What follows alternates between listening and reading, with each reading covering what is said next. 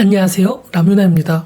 오늘은 세계 대공황이 온다고 주장하고 있는 50년 동안 월가에서 살아남아 투자를 이어가고 있는 데이비드 헌트가 최근 언론을 통하여 앞으로 대공황이 오고 있으니 조심을 할 필요가 있다면서 당분간 폭등장이 오기는 할 텐데 그 다음부터 시작이라고 하면서 말을 하기도 하면서 화제가 되고 있기도 합니다.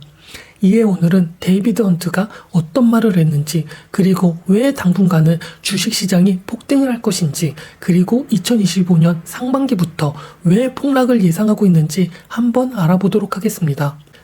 영상 시청하기 전 라뮤나 구독과 좋아요 꼭 부탁드리겠으며 영상 내용 좋으니 끝까지 영상 시청해주시면 감사하겠습니다. 그러면 바로 시작해보도록 하겠습니다. 일단 데이비드 헌트가 어떤 인물인지 알 필요가 있습니다. 누구에는 생소한 인물일 수도 있는 이분은 월가에서 50년 동안 거시적 관점으로 경제를 풀면서 월가의 전략가로 활동을 하고 있는 인물 중에 한 명입니다. 어느 정도 월가에서 뿌리 깊이 계속 활동을 하고 있는 인물인 만큼 어느 정도 실력이 증명이 되어야 살아남을 수 있는 곳이기에 살아남고 있기 때문에 어느 정도 정평이 난 인물이기도 합니다. 그런 데이비드 헌트는 상승보다는 하락, 즉 시장의 위기 같은 것을 잘 예측을 해왔고, 최근 2022년 시장이 계속 폭락을 했을 때에도 예측을 했으며, 이렇게 폭락을 하던 시기에도 갑자기 상승 효력이 있다면서 S&P 500이 6천까지 갈 것이라는 것을 예측을 하면서 그 당시만 하여도 지금 폭락을 하고 있는데 어떻게 오르냐 하면서 비판을 받았지만 단기간에 6천을 돌파하는 등의 퍼포먼스를 예측을 하기도 하였습니다. 그렇게 주목을 받고 있는 도중 최근에 인터뷰를 한 것이 있어 화제가 되었습니다. 바로 앞으로 대공황이 온다는 것이었죠. 하지만 대공황이 바로 오는 것은 아니기 때문에 지금 당장은 폭등장을 예상한다는 것이었으며, 즉 지금 시장은 너무 많이 올랐고 모두들 장에서 손해를 본 사람들이 많이 없기 때문에 마이너스 15%에서 20%의 조정이 와야 한다고 하면서도 아직은 상승 모멘텀이 남아있어 S&P 500의 목표가를 6천에서 7,500으로 올려 말하기도 하였습니다. 즉 하락에는 오기는 하는데 지금은 아니야 라는 것이었죠. 이에 진행자는 25년 1분기에 그러면 정점을 찍는 거야? 라고 물어보았고, 헌트는 아마 그럴 것 같다면서 지금 같은 상승장을 조절하는 것은 시장이 하고 있는 것이라며 앞으로 20%에서 40% 더 오를 여력이 있다고 하면서 이렇게 지금처럼 어떤 것이든 이유가 붙으면서 오르고 별것도 아닌 이슈로 급등을 하고 있는 이러한 상태가 계속될 수는 없다면서 어떤 하나의 이슈만 잘못이 돼도 시장은 바로 폭락을 할 것이며 이게 아마 2분기쯤에 찾아오지 않을까라고 말을 하였습니다. 또 여기에 덧붙여 무엇을 중점으로 분석을 했냐는 진행자의 말에는 경제를 중점으로 분석을 하면서 이런 결과를 도래를 했지만 사람들의 심리와 여기에 묻어있는 차트도 참고를 하고 있는 편이고 심리에 있어서 역발성 전략도 많이 사용을 하고 있다고 말을 하기도 하였습니다.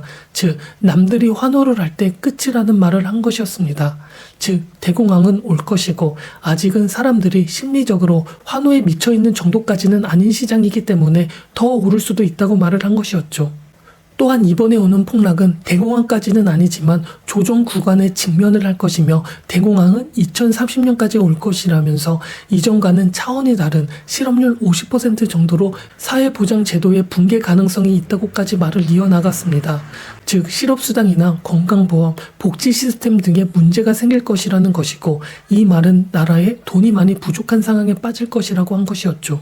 실업률 50%라는 것이 조금은 험하게 들릴 수도 있는데 우리나라가 IMF일 때 실업률이 7%였고 대공황일 때 25%였는데 50%라고 말한 것은 어쩌면 많은 뜻이 담겨 있기도 하였습니다.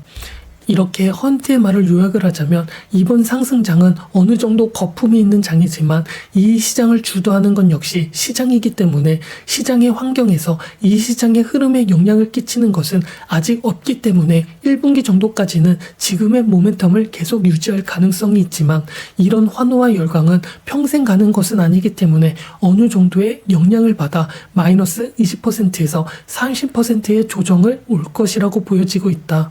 또 이것은 대공황이 아니라 2030년 안에 더 큰 대공황이 올 수밖에 없는 구조가 만들어질 수 있으며, 이 대공황은 코로나 때의 V자 반등을 주는 그런 시장이 아니라 계속 점차적으로 하락으로 흐르는 장이 될 것이다 라고 말을 한 것이었습니다.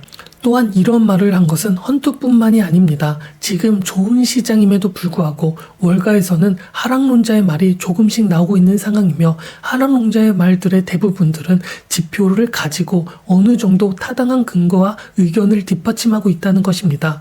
지금 시장을 자세히 살펴보면 S&P 500의 1년 이동평균 거래량은 계속 하락을 하고 있으며 이 뜻을 해석을 하자면 시장의 광기가 약해지고 있으며 이것은 코로나 쇼크 직전과 흡사하다는 것이었습니다.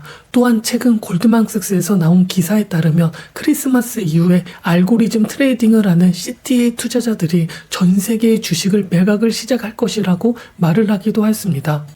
즉 알고리즘 투자에 있어서 가장 중요한 것은 모멘텀인데 모멘텀이 점점 사라져서 투자자들의 매력을 잃어가고 있다고 해석을 할 수도 있는 것이며 즉 추세가 꺾였거나 꺾일 것이라고 전망을 하고 있다는 이야기입니다. 이런 것뿐만 아니라 지금까지 매년 미국 증시는 20%, 30%, 적게는 10%씩 매년 성장률을 기록을 하고 있는데 이것을 뭔가 넘어서는 수익률을 가진 더 안전한 무언가가 있다면 투자자들로 하여금 포트폴리오 피봇이 일어나게 되면서 전환이 일어나게 되면서 증시는 일시적으로 붕괴가 올 것이라고 주장을 하고 있기도 합니다. 이러한 주장에 장기 채권이 예시로 많이 설명을 들고 있기도 하며 금리가 인하하게 되면 결국 장기 채권 금리도 커플링을 해서 따라가며 이 변동성의 차이가 있지만 예를 들어 20년물의 금리가 1% 인하를 하게 되면 이에 따라서 1%는 약 20%의 수익을 준다. 이러한 이야기가 있기 때문에 만약 장기채 금리가 2% 인하를 하게 되면 장기채권 가격은 40% 오른다고 볼 수 있습니다. 이러한 것들이 미국 증시의 성장률 20%, 30%에 상회하는 수익률이 될 수 있다는 것입니다. 이러한 안전한 자산의 상승이 지금의 증시 성장률보다 높다면 당연 돈은 움직이고 피봇이 일어날 수 있다는 것이 됩니다. 또한 지금 상황과 더불어 현재 미국 가계에서도 이상이 생기고 있습니다. 너무 주식이 많이 올랐기 때문에 미국 가계 주식 투자 비중에 있어서 지금은 대공황 이래 최대치에 올라 있으며 닷컴 버블보다 무려 5% 이상 넘게 미국 사람들이 주식 투자를 하고 있다고 하고 있습니다. 즉 과열을 나타나고 있다는 것입니다. 이렇게 많은 사람들이 투자를 하고 있으며 지금의 시장에 불씨를 붙이고 있는 중이기 때문에 향후 6개월간 폭락할 확률은 10% 미만이라고 생각하는 사람들이 계속적으로 늘어나고 있어 시장은 너무 우호적으로 보고 있는 게 지금의 현 상황이라고 말을 할 수도 있습니다. 또 이뿐만이 아닙니다. 이와 더불어 밈 주식이 활개를 치고 있는 게 지금의 시장이며 MSTR, 마스라고 부르는 주식은 단기간 동안 100달러에서 500달러까지 폭등을 하고 있기도 하며 합법적인 도박판이 시작이 되었다고 알리기도 하고 있으며 투기 심리가 극한에 치닫고 있기도 하고 있습니다. 이런 마스뿐만 아니라 코인에서도 비슷한 모습을 보여지고 있는데 코인 관련 주식과 새로 생기는 코인들의 급등과 급락도 도박판과 비슷한 상황이 연출이 되어가고 있습니다.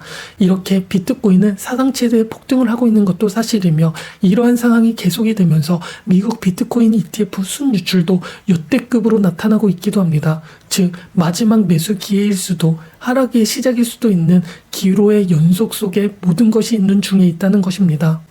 그렇기 때문에 너무도 위험한 연속의 지금의 상황이기도 하며 모든 것이 급등하고 보통 시가총액이 5천조가 되는 주식이 1%가 오른다는 것은 엄청난 의미가 있기 마련이지만 지금은 아무 이유 없이 3%가 그냥 오르는 것을 경험해 보기도 하는 더 상승폭이 남아있거나 하락으로 갑자기 흘러도 이상하지 않는 기로에 서 있는 게 지금의 상황일 것입니다. 또한 이러한 미국의 상황에 우리나라의 경우 소비 심리가 22년 11월 이후 최저치로 전환이 되면서 전 세계를 비교를 했을 때 유독 우리나라가 경제 상황이 더 좋지 않은 상황 속에 있으며 우리나라 증시만 유독 하락세가 심하기도 합니다. 참 아이러니하게 흘러가고 있는 게 현 상황임을 인식을 했으면 좋겠습니다.